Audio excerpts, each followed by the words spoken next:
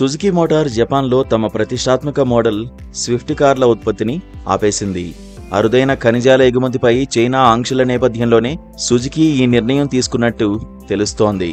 దీంతో చైనా చర్యలతో ప్రభావితమైన తొలి జపాన్ ఆటో రంగ సంస్థగా సుజుకి నిలిచింది.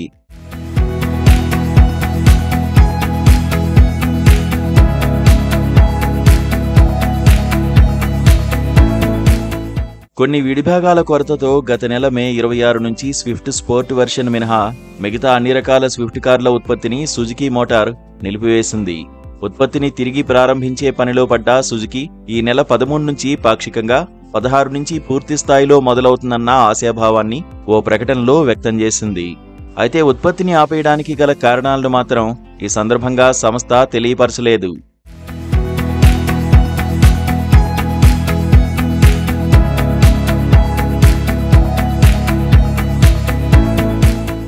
అమెరికాతో వాణిజ్య యుద్ధం నేపథ్యంలో చైనా తమ దేశం నుంచి జరుగుతున్న అరుదైన ఖనిజాల ఎగుమతుల్ని నిషేధించింది.